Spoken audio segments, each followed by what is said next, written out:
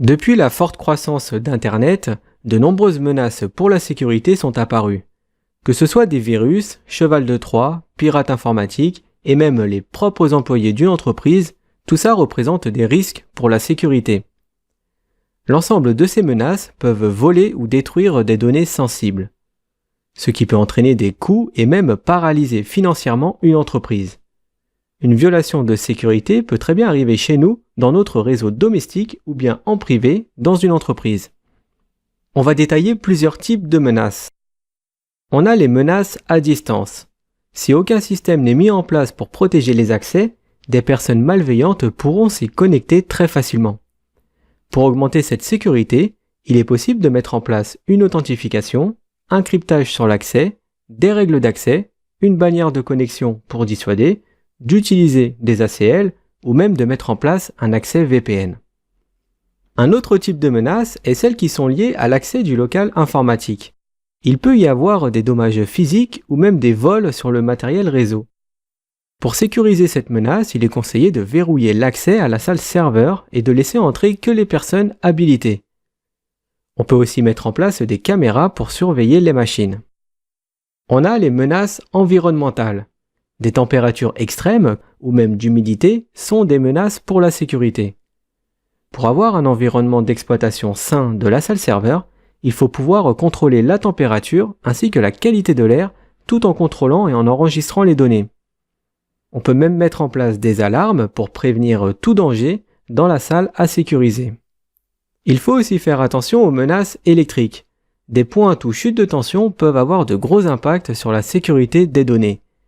Il est possible de mettre en place des systèmes de redondance pour éviter toute panne électrique. On peut aussi installer des groupes électrogènes ou équiper les machines d'une seconde alim, et ce sur un réseau électrique différent. Et on a les menaces de maintenance.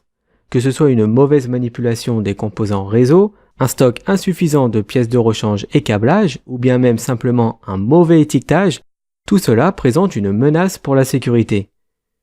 Il est possible de sécuriser un routeur ou un switch en utilisant un mot de passe pour accéder au mode privilège de l'iOS. Pour ça, il existe deux commandes pour sécuriser cet accès. Il y a la commande Enable Password et la commande Enable Secret. Ces deux commandes protègent l'iOS à l'aide du mot de passe que l'on aura défini. La différence entre les deux, c'est qu'avec Enable Password, le mot de passe est affiché en clair dans le fichier de configuration. Tandis qu'avec la commande Enable Secret, le mot de passe est crypté avec un hachage en MD5, ce qui est beaucoup plus sécurisé. Le petit 5 que l'on voit dans la sortie d'un show running config sur la commande Enable Secret est pour indiquer à l'équipement qu'il s'agit d'un mot de passe crypté pour ne pas qu'il repasse par le hachage MD5 quand on copie-colle la configuration. Il est donc fortement recommandé d'utiliser plutôt la commande Enable Secret que la commande Enable Password. Il est possible d'ajouter encore une autre couche de sécurité pour les mots de passe qui circulent dans le réseau ou qui sont stockés sur un serveur TFTP. La commande Service Password Encryption permet de crypter l'ensemble des mots de passe qui sont présents sur l'iOS. Ici, nous voyons bien que désormais le mot de passe de la commande Enable Password n'est plus affiché en clair dans le fichier de la running config. Alors même si ce type de cryptage, qui est le type 7, n'est pas très sécurisé, c'est toujours mieux que rien. Sur Internet, il est possible de trouver des outils qui vont convertir les mots de passe cryptés de type 7 en clair. La commande Enable Secret, qui utilise le type 5, reste beaucoup plus sécurisée. Nous avons vu comment sécuriser l'accès au mode privilège de l'iOS. On va maintenant voir comment sécuriser l'accès au port console de l'équipement. La commande Line Console 0 permet de rentrer dans le mode de configuration du port console. On peut voir que le sigle est passé de config à config line. La commande Password permet de spécifier le mot de passe que l'on veut mettre. Dans l'exemple, on a choisi pass 3456. Et la commande Login permet d'activer cette fonctionnalité. La commande Exe Timeout ajoute une tempo pour éviter que l'accès reste connecté lorsque l'admin s'absente de son bureau. Dans l'exemple, lorsqu'aucune activité n'est détectée sur la console pendant 5 minutes, l'utilisateur sera automatiquement déconnecté. Et la commande Service Password Encryption permet aussi de crypter ce mot de passe. Même si ce cryptage est faible, car il est facilement déchiffrable, c'est tout de même mieux qu'un mot de passe en clair dans la running config de l'iOS. Actuellement, nous sommes connectés sur un switch par le port console. Si nous souhaitons nous connecter à distance en utilisant le protocole Telnet ou SSH, il faut que le commutateur ait une adresse IP de configurer. C'est ce que nous allons faire. Le VLAN 1 peut être utilisé pour la gestion. La commande interface VLAN permet de rentrer dans le mode de configuration du VLAN. Ici, ce sera le numéro 1. Ensuite, il faut lui affecter une adresse IP et un masque de sous-réseau avec la commande IP-adresse. Le VLAN 1, par défaut, est désactivé. C'est pourquoi il faut l'activer avec la commande No Shutdown. Voyons maintenant la configuration d'une adresse IP sur un routeur. Il faut commencer par se connecter sur l'interface. Ici, c'est la face Ethernet 00. On lui affecte ensuite une adresse IP comme pour le switch avec la commande IP-adresse. Maintenant qu'on est bon sur les IP, retournons sur notre switch et allons lui configurer un accès Telnet pour que l'on puisse se connecter à distance. Un commutateur ou un routeur contient des lignes virtuelles que l'on peut utiliser pour l'accès à distance. La commande linevty04 permet de rentrer en configuration sur les 5 lignes virtuelles de 0 à 4. Le 0 comptant pour une ligne virtuelle, ce qui en fait 5 au total. Ensuite, comme pour le port console, il faut utiliser la commande password pour spécifier un mot de passe et terminer par la commande login pour l'activer. Désormais, si on connecte son PC sur le switch, on pourra se connecter dessus avec le logiciel PuTTY en Telnet. Telnet est pratique et facile à configurer, mais il est également non sécurisé, c'est-à-dire que tout circule en clair. C'est pourquoi il est préférable de configurer et d'utiliser SSH. Avec ce dernier, tout le trafic sera crypté.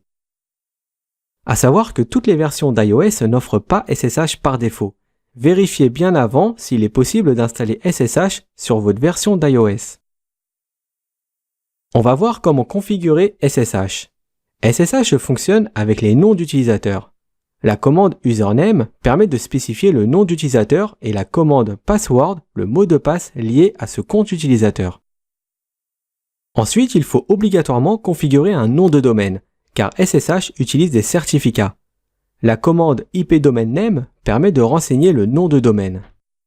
Maintenant, nous pouvons générer les clés requises par SSH. La commande CryptoKeyGenerateRSA permet de générer des clés RSA pour SSH. La clé doit avoir au moins 1024 bits. Par défaut, il activera la version 1 de SSH, mais pour des raisons de sécurité, il vaut mieux utiliser la V2. Pour cela, il faut utiliser la commande ipSSH version 2. Et la dernière étape consiste à taguer les lignes virtuelles en SSH. On se connecte sur les accès virtuels avec la commande linevty04. Ensuite, il faut lui indiquer d'utiliser l'utilisateur qu'on a créé juste avant avec la commande login local. Et pour finir, il faut autoriser uniquement SSH et pas Telnet avec la commande transport input SSH. Reste plus qu'à se connecter en Telnet avec PuTTY. Il est possible de lancer une connexion SSH ou Telnet à l'aide d'un client comme PuTTY qui est installé sur son PC. PuTTY, c'est un émulateur pour les protocoles SSH ou Telnet. On peut aussi faire des connexions directes avec un câble série RS232. À l'origine, ce logiciel n'était disponible que sur Windows. Maintenant, il est aussi dispo sur les plateformes Unix. On va maintenant voir comment ouvrir les accès Telnet sur un switch. La commande linevty04 permet de rentrer dans la configuration des 5 lignes d'accès à distance. Le 0 comptant comme un accès, c'est pour ça qu'il y en a 5. On peut remarquer que le sigle est passé de config à config-line. La commande password permet d'attribuer un mot de passe. Ici, j'ai choisi pass4567. Et la commande login active la connexion à distance avec un mot de passe pour les sessions Telnet qui rentrent. On peut aussi paramétrer un timeout de 5 minutes pour plus de sécurité. Notre accès Telnet est désormais bien configuré. On va maintenant passer à SSH, qui demande un peu plus de boulot, même beaucoup plus. Tout d'abord, il faut configurer un hostname avec la commande hostname plus le nom. Il ne faut surtout pas que le sigle soit marqué switch ou routeur. Ensuite, il faut lui configurer un nom de domaine avec la commande IP domain name. C'est indispensable pour pouvoir générer la clé du certificat. Les commandes username et secret permettent de configurer un utilisateur avec mot de passe qui servira pour se connecter en SSH. La commande CryptoKey Generate RSA servira à l'utilisateur pour s'authentifier. Ici, on prend une clé codée sur 1024 bits. Ensuite, il faut retourner dans la configuration de nos lignes VTY pour y faire un login local qui forcera la connexion avec un nom d'utilisateur plus mot de passe. Le transport input SSH permet d'interdire les accès telnet et forcer les connexions SSH avec un nom d'utilisateur, ce qui est beaucoup plus sécure. Et la commande SSH version 2 permet de supporter les bannières de connexion et dispose d'un algorithme de chiffrement beaucoup plus sécurisé que la version 1. Si on veut vérifier que le protocole SSH est bien activé, on peut utiliser la commande show IP SSH. Et la commande show SSH permet de voir si une session SSH est en cours. Dans l'exemple, on voit que l'utilisateur 1 est connecté. Quand on lance une connexion SSH pour la première fois à partir d'un ordinateur, on reçoit systématiquement une fenêtre d'alerte qui indique que la clé de l'hôte du serveur n'est pas mise en cache dans l'application PuTTY. Si on ajoute la clé dans le cache, le pop-up ne reviendra plus sur l'ordinateur. Les protocoles Telnet ou SSH sont très utilisés. C'est pourquoi il vaut mieux limiter les lignes virtuelles à des adresses IP spécifiques ou à des sous-réseaux pour mieux contrôler l'administration à distance. Pour ajouter cette sécurité, il faut utiliser des ACL. La commande Access List permet de créer l'ACL en mode de configuration globale. Dans l'exemple, la liste d'accès numéro 1 autorisera que le réseau 192.168.1.0, c'est-à-dire celui du PC1 ou de tous les hôtes qui vont de 1 à 254. La commande deny-any-log n'est pas obligatoire, car implicitement, il y a une règle qui supprime tous les paquets qui n'ont pas été matchés par une ACL. Mais cette commande permet en quelque sorte de l'officialiser pour avoir des traces dans le journal. Comme ça, toutes les tentatives qui ont été rejetées seront affichées dans le journal. Ensuite, il ne reste plus qu'à appliquer l'ACL sur les lignes VTY de 0 à 4. Le PC1 pourra se connecter sans problème en SSH sur le routeur, mais pas le PC2. Il est possible de configurer une bannière d'accueil qui sera affichée lorsqu'un utilisateur se connectera sur l'iOS.